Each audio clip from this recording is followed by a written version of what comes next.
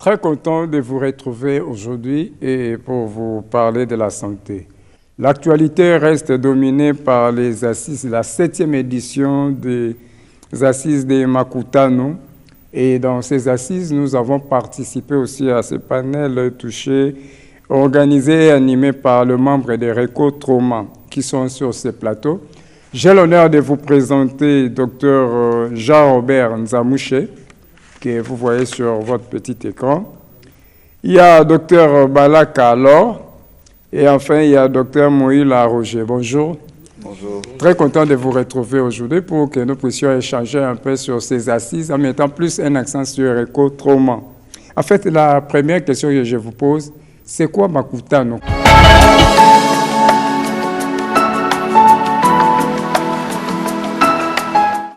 Je me présente, Maître Marcel Malengo, je suis avocat à la place de Kinshasa ici.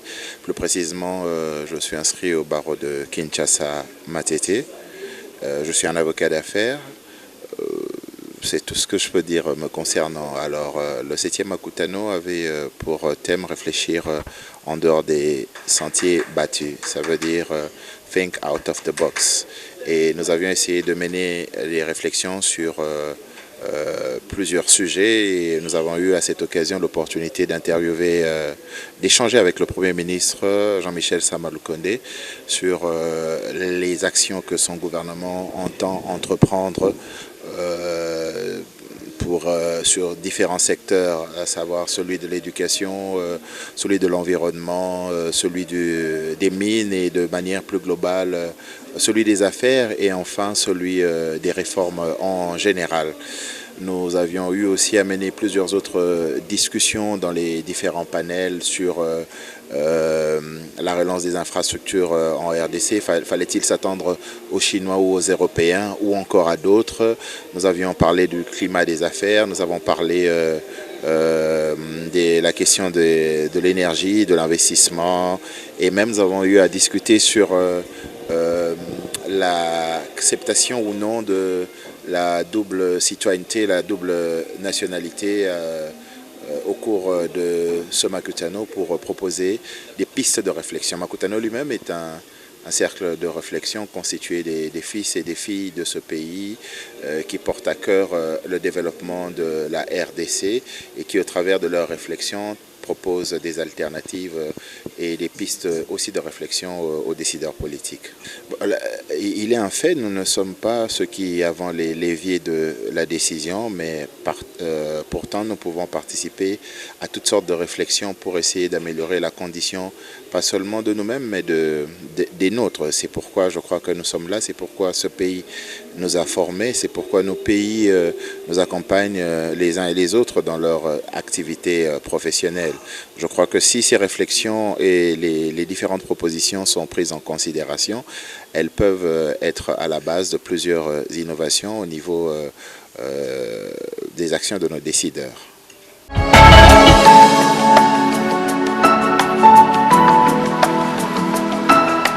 Quand on parle chaque fois de Makutano, c'est quoi, docteur Jean-Robert?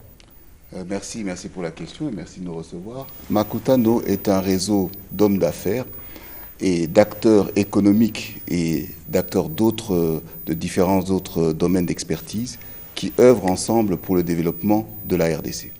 Et donc, comme le nom l'indique, Makutano, c'est de faire en sorte que toutes ces personnes de différents domaines d'expertise puissent se rencontrer et en synergie créer des forces qui puissent participer au développement du pays, de la République. C'est ce qui justifie même la présence du Premier ministre et de plusieurs ministres. Absolument, absolument. C'est important que ces échanges se fassent en collaboration avec les autorités du pays.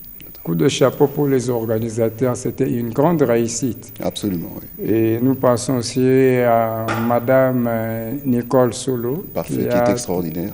Alors, docteur Jean-Robert, qu'est-ce qui vous a poussé à être d'abord membre des RECO Trauma? D'abord, nous dire aussi, c'est quoi RECO Trauma? RECO Trauma, c'est un réseau, c'est le réseau registre congolais de traumatologie. C'est une plateforme qui regroupe différents médecins qui œuvrent pour l'optimisation de la prise en charge des patients traumatisés. Alors moi, personnellement, ce qui m'a poussé à faire partie de cette aventure, c'est en 2014, j'ai entendu une étude publiée par M. John Siala, qui est le président de l'association, où il a juste essayé de mettre en évidence le devenir des traumatisés graves à Kinshasa.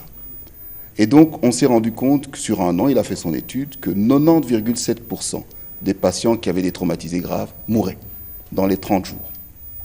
Et ce qui m'a touché, c'était que c'était des morts qui étaient évitables. Ce n'est pas une question de compétence, pas du tout. C'est vraiment une question multifactorielle, beaucoup plus importante que ça. Et ce qui m'a aussi touché, c'est que c'était des morts qui étaient évitables ici, à Kinshasa. Et on peut dire, comment est-ce que je le sais? C'est parce que depuis que Recotrauma existe, nous avons commencé à faire en sorte que les patients traumatisés puissent être présentés à la plateforme et que les diverses expertises d'ici et d'ailleurs, parce que Recotrauma rassemble des experts de Kinshasa, du Congo et d'ailleurs, qu'on puisse mettre notre synergie, notre intelligence ensemble pour optimiser cette prise en charge. Et on est arrivé à une mortalité de 12% pour l'année 2020. Donc, en 2020, toutes les personnes traumatisées qui ont été présentées sur la plateforme, on n'a que 12% de décès, alors qu'on venait de 90,7%. C'est dans l'informel, et le but justement de Recotrauma, c'est de rendre ça formel et disponible pour toute la population. Et alors, docteur Balaka, dis-nous un peu, quel est ce mariage entre Makutano et Recotrauma? C'est comment? Oui, le mariage entre Makutano et Recotrauma a débuté en 2019, où Recotrauma a été invité à prendre part au panel santé à cette édition-là de Makutano. J'ai été personnellement présenter le pré-projet Recotrauma aux différents membres de Makutano présents à ce panel. Et cela nous a permis de pouvoir entrer en contact avec différents profils d'experts, notamment des experts en termes de rédaction de projets.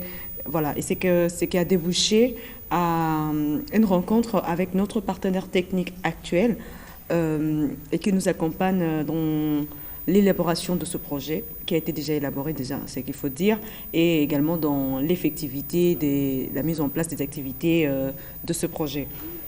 Dans ce cadre-là, c'était en 2019, mais il fallait faire un point entre notre partenaire technique et Recotrauma, ainsi que Makutano, parce que c'est grâce à Makutano qu'il y a eu cette rencontre.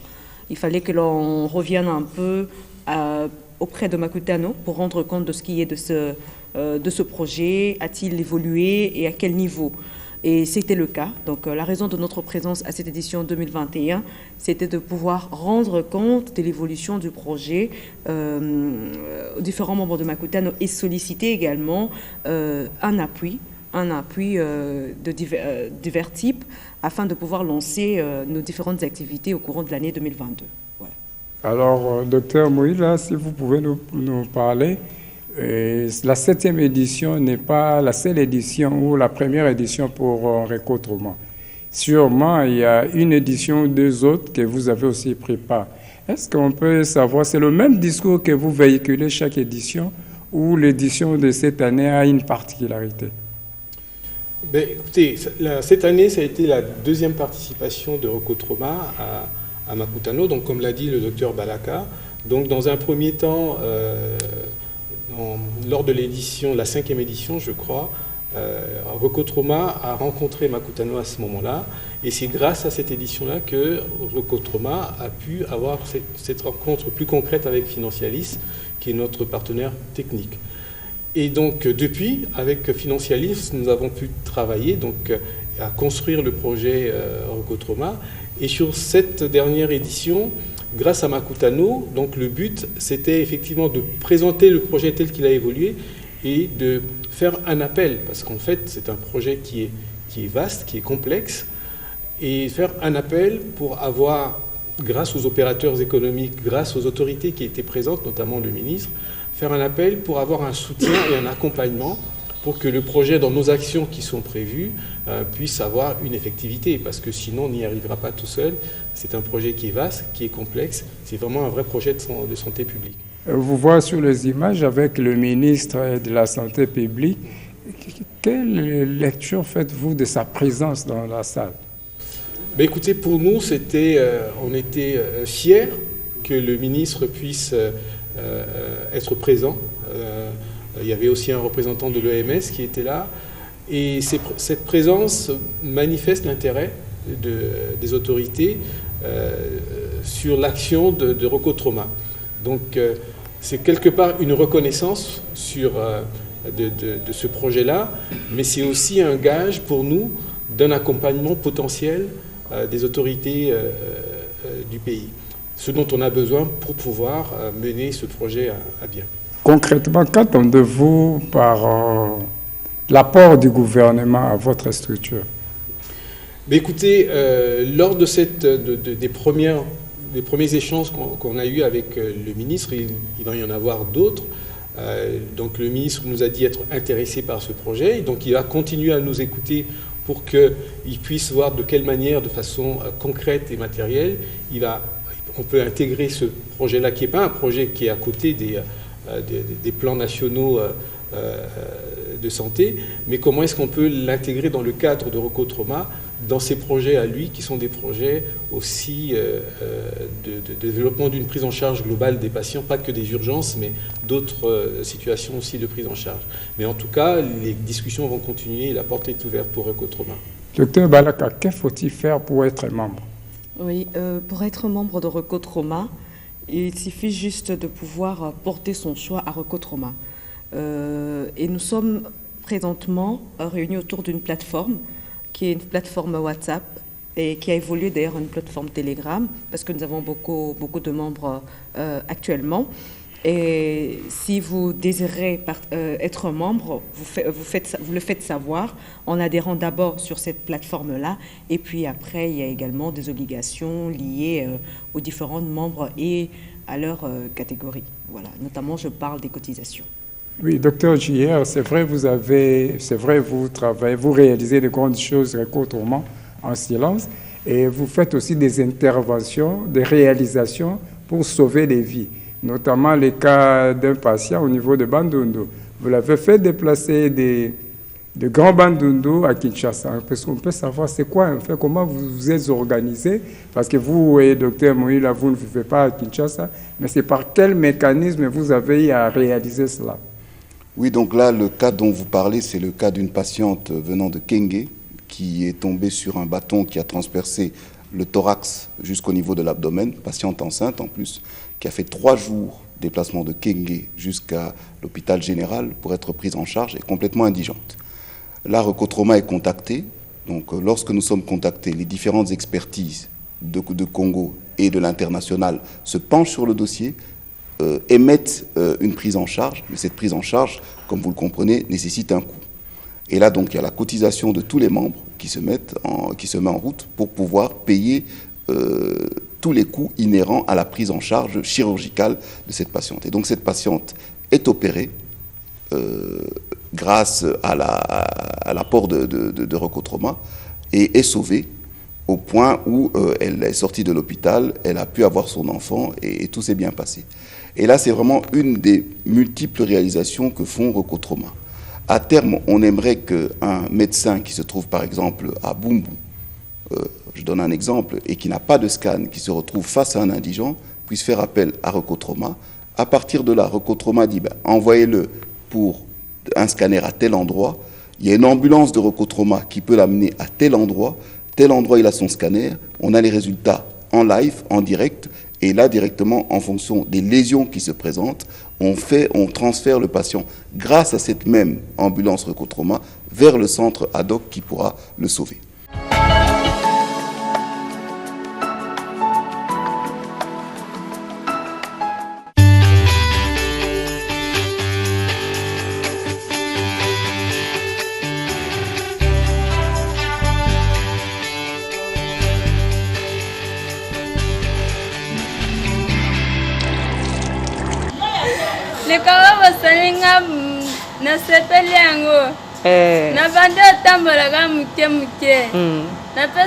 Merci.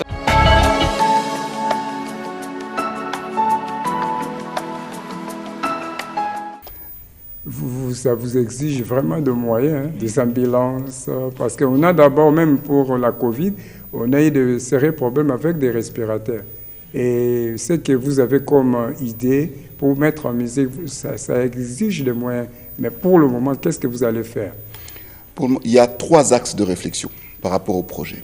Il y a un premier axe, donc des comités consultatifs, qui concerne la santé. La santé, donc, c'est tout ce qui est ressources matérielles, ressources humaines et surtout formation des personnels. Il y a un deuxième axe qui est plutôt financier. Qui paye, comment on paye. Et ça intègre plutôt les assurances, les mutuelles, etc. Et il y a un troisième axe qui est plutôt vulgarisation et prévention.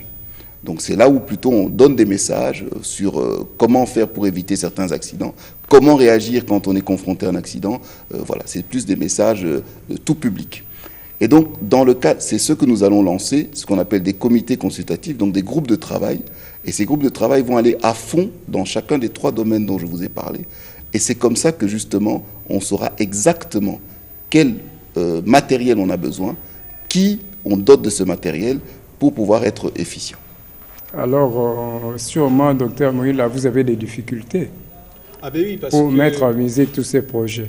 Bien entendu, mais néanmoins, la difficulté ne nous arrête pas. On est bien conscient que c'est un projet complexe.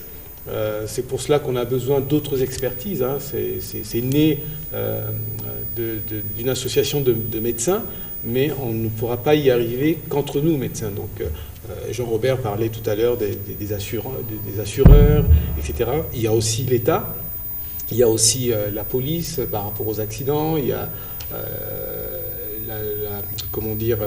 la prévention routière. C'est très complexe. Donc, le but dans ces comités-là, c'est de réunir ce monde-là pour pouvoir arriver à quelque chose. Et pour y arriver, on a fait le choix d'y aller par étapes. Donc, on ne peut pas tout faire en même temps. Il faut arriver à faire les choses par étapes. D'où l'année 2022, c'est l'année où on a fait le choix de faire 2 actions principales. Donc la première, c'est de travailler sur la vulgarisation autour des accidents du grand public. Et la deuxième action, ce sera de créer ce qu'on appelle un label qui définit les critères pour qu'un établissement qui va accueillir des traumatisés, suivant plusieurs paliers, soit désigné comme étant un établissement Recotrauma où on peut emmener tel type de traumatisé et tel autre type de traumatisé. Ça, c'est la première étape. Voilà. Donc, et pour faire ça, on a bien sûr besoin de moyens, on a besoin d'un bureau pour pouvoir se réunir régulièrement, on a besoin d'un secrétariat permanent, donc ça signifie un local où on a quelqu'un qui va travailler pour coordonner un petit peu l'ensemble des actions. Donc tout ça nécessite effectivement des moyens, et sûrement beaucoup de moyens, d'où notre présence, entre autres, à Makutano, d'où notre présence ici, pour se faire aussi connaître, mais c'est surtout pour que d'autres nous rejoignent et nous accompagnent dans ce projet. On reviendra avec un numéro où on peut facilement les gens qui ont cette possibilité de vous soutenir peuvent vous. Alors, docteur Balaka, par rapport à ce que docteur Roger a dit, vous avez encore d'autres difficultés qu'il n'a pas épinglées?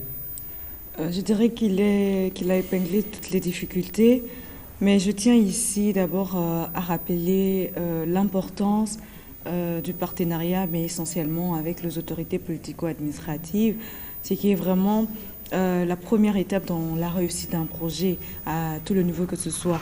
Parce que lorsque nous avons l'engagement des autorités, cet accompagnement des autorités, c'est une garantie pour nous.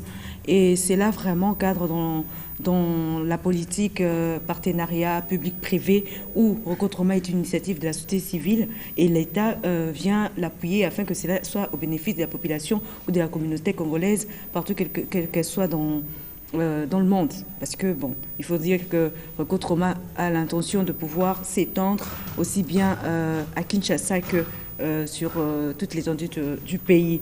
Et aussi, il faudrait rappeler également l'intérêt de voir d'autres acteurs, hein, à savoir des mécènes. Ils sont toujours le bienvenu afin de pouvoir apporter leur pierre à l'édifice pour aider Recotrauma, parce qu'il faut dire que les difficultés ici, c'est beaucoup plus d'ordre financier. Voilà, donc je pense que Dr Moïse a tout dit Et moi, j'insiste juste par le fait que nous avons vraiment besoin du soutien des uns et des autres, selon le profil, le moyen, à venir appuyer ce projet que Recotrauma. Oui, docteur Robert, vous avez quelque chose à ajouter? Non, je pense que mes collègues et amis ont été très exhaustifs. Là, je pense qu'on a balayé toute la problématique. Et donc, docteur Balaka a parlé du soutien des autorités. Et ça, c'est déjà vraiment, entre guillemets, un primum movens qui est essentiel pour ne fût-ce que donner légitimité à notre action et pouvoir fédérer finalement tous les centres pour l'intérêt justement des patients polytraumatisés, parce qu'on ne sait jamais où ça peut arriver. Est-ce qu'aujourd'hui nous avons des institutions hospitalières qui peuvent bien prendre en charge ces cas de traumatisés? Justement, il y a plusieurs types d'institutions, plusieurs degrés, niveaux d'institutions hospitalières. Alors, c'est vrai qu'un vrai trauma center au sens international, ça reste encore à être présent. On n'a peut-être pas encore ce niveau. Mais on a déjà des centres qui sont capables de faire énormément. Et on a des centres qui sont peut-être moins lotis, mais qui peuvent participer à la prise en charge de ces patients, ne fût-ce que pour les stabiliser et ensuite les envoyer vers le centre qu'il faut. Donc c'est pour cela qu'on parle vraiment d'un trauma système où tous les centres ont leur place, mais seulement chaque centre, avec ses moyens, connaît ses limites et sait exactement où en référer lorsque ces limites sont dépassées, tout en stabilisant le patient. Il y a aussi un sérieux problème ici dans la ville de Kinshasa. Quand il y a ces cas des accidentés, on transfère, on conduit les gens de n'importe quelle manière, j'allais dire, dans un cage qu'on appelle. Et c'est là aussi fait à ce que la personne puisse décéder aussi rapidement. Vous n'avez pas pensé aussi à sensibiliser la population?